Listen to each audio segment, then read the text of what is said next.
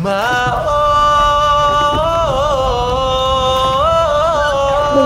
orang Seletar dalam kehidupan lampau merupakan sesuatu yang menarik kerana kehidupan harian mereka yang berbeza dengan etnik orang asli lain di negeri Johor.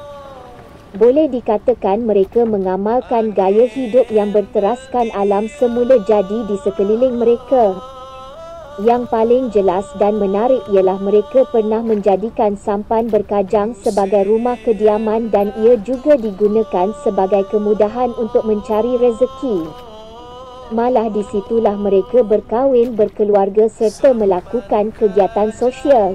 Pada masa dahulu mereka boleh dikatakan seolah-olah hanya akan kembali ke tanah daratan setelah berlaku kematian dalam kehidupan mereka. Menanti kehadiran saat air pasang dan surut juga sungguh bermakna dalam kehidupan mereka. Jiwa dan perasaan mereka akan lebih aman dan tenteram jika saban hari dapat merasai hembusan angin laut, mendengar desiran ombak, menghidu bau lumpur dan air laut yang telah sebati dalam kehidupan harian mereka setelah beratus-ratus tahun Selat Tebrau dijadikan sebagai kawasan berkelana dan tempat mencari rezeki. Akhirnya gaya kehidupan tinggal sepanjang masa di dalam sampan sedikit demi sedikit ditinggalkan. Kini mereka telah menetap di satu tempat dan membina rumah kediaman di pesisiran pantai dan membentuk corak kehidupan baru. Suku yang istimewa, masanya kita lestarikan budaya, menjunjung kearifan Melayu tua. Dari air balik ke darat, kiau sampai ke tujuan, pasang air kembali surut merunut hidup di perantauan. Dari Lasapau baliklah ke sampan, sedia kajang dan tombak ikan. Ke laut lepas kami nak berjuang, di musim kencang kami ke bekarang. Membaca alam kami ke ahlinya, orang laut suku yang istimewa. Masanya kita lestarikan budaya, menjunjung kearifan Melayu tua. Sibuk air tergayung-gayung, sibuk di tengah laut, buat angin seperti busung ramai mengenyah orang laut. Dari air balik ke darat, kiau sampai ke tujuan, pasang air. Namun apa yang boleh dikatakan kekal sehingga kini ialah Selat Tebrau masih menjadi tempat mereka mencari rezeki harian sebagai nelayan tradisional. Panggilan orang Seletar dikatakan sebagai berasal daripada perkataan Melayu yang bermaksud orang selat. Sewaktu zaman Portugis di Melaka, iaitu pada abad ke-16, orang Portugis memanggil orang laut sebagai Chelets yang bermaksud people of the straits. Perkataan selat bukan sahaja bermaksud satu badan air yang memisahkan dua tanah besar tetapi juga bermakna selatan. Keadaan ini lebih menjurus kepada Selat Singapura dan laluan air yang sempit yang banyak terdapat di Kepulauan Riau. Dapat dilihat juga bahawa semasa zaman penguasaan Belanda pada abad ke-17, orang laut ini dipanggil sebagai Slater dan panggilan ini dikekalkan oleh orang Inggeris semasa zaman pemerintahannya. Oleh itu penggunaan istilah Chelets Slater boleh dikatakan merujuk kepada panggilan yang sama, maksudnya berdasarkan budaya orang laut itu sendiri. Tidak hairan perkataan Seletar yang diterjemahkan kepada bahasa Melayu itu berasal daripada perkataan selat. Terdapat juga kemungkinan sebagaimana pandangan Logan dan Thompson dalam jurnalnya yang mengatakan bahawa panggilan orang Seletar berasal daripada Sungai Seletar di Pulau Singapura. Sehingga kini ramai golongan tua orang Seletar mengatakan nenek moyang mereka pernah tinggal di muara Sungai Seletar. Walau apapun, penggunaan gelaran atau istilah orang Seletar bukannya sesuatu yang baharu. Namun sehingga kini kebanyakan masyarakat umum yang tinggal berhampiran biasanya memanggil mereka sebagai orang laut berdasarkan lokasi pertempatan mereka. Pada hakikatnya orang seletar ialah mereka yang pernah tinggal di dalam sampan di kawasan muara Sungai Teluk atau Suak Bakau di Selat Tebrau. Mereka berbeza daripada orang Kuala yang kebiasaannya tinggal di kuala-kuala sungai di sebelah pantai barat Johor. Sehingga kini orang seletar akan mengenalkan diri mereka sebagai Kon yang bermaksud orang seletar. Menurut orang seletar sendiri antara mereka dengan orang laut suku orang Selat sebenarnya ada perbezaan. Orang Selat dipercayai berasal dari Selat Singkir Pulau Brani dan sekitar Pulau Bukom di selatan Singapura.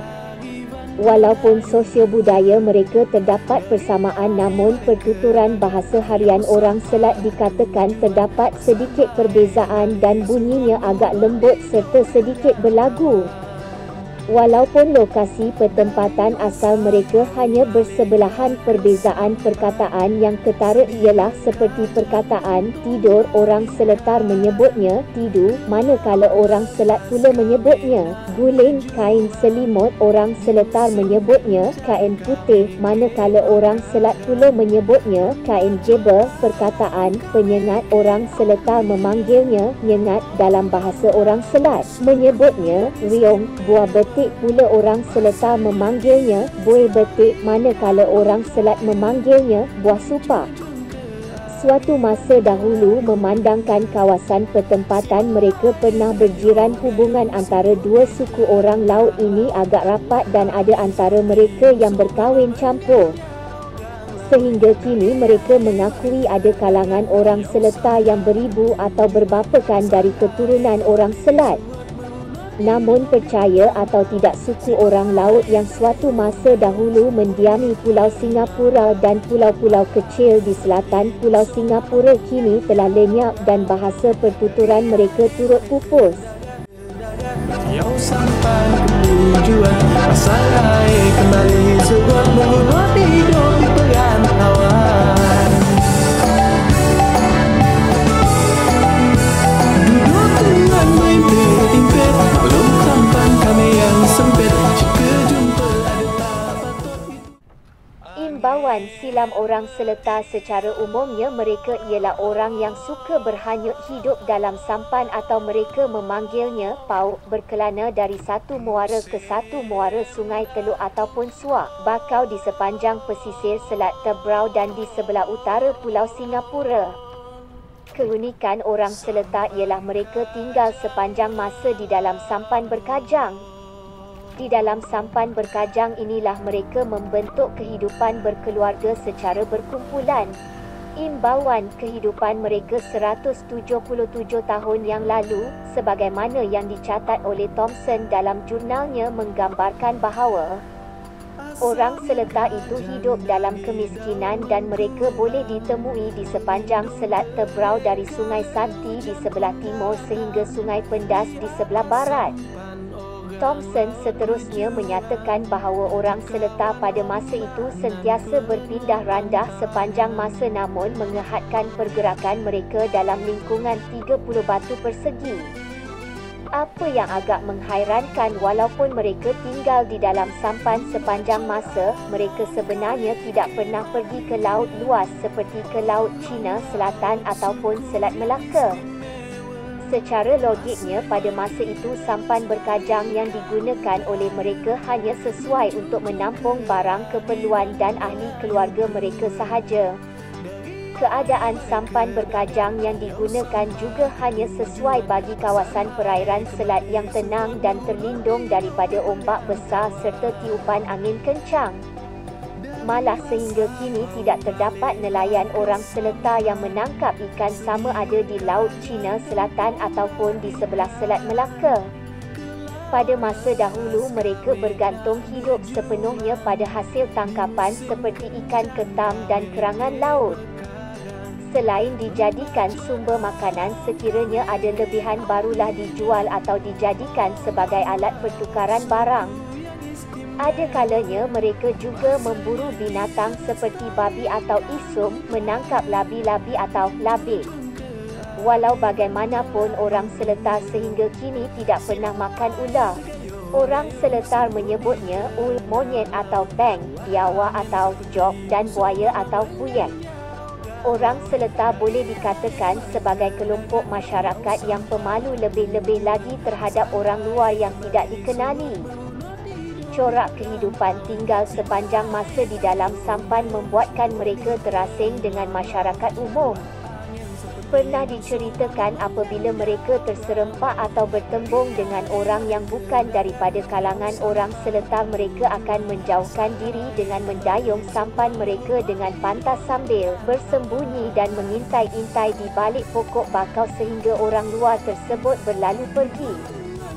Menurut cerita orang Seletar, mereka berbuat demikian kerana orang luar pernah menyerang dan mencederakan mereka disebabkan tidak menyerahkan hasil tangkapan. Orang Seletar yang kini hanya terdapat di selatan negeri Johor, tepatnya di sepanjang pesisir Selat Tebrau, bilangannya hanya seramai lebih kurang 2,000 orang sahaja atau 13% dari keseluruhan orang asli yang terdapat di negeri ini. Secara umumnya, sebahagian besar orang Seletar masih bergantung hidup sebagai nelayan tradisional di Selat Tebrau dan Sungai Pulai. Kehidupan sosial mereka turut mengalami perubahan di mana pergaulan dengan masyarakat umum bukan asing lagi. Malah ada di antara mereka yang telah berasimilasi dengan masyarakat tempatan melalui hubungan perkahwinan. Jika dahulu mereka hanya mengamalkan kepercayaan animisme, kini ramai di kalangan mereka telah memiliki pegangan agama seperti Islam dan Kristian.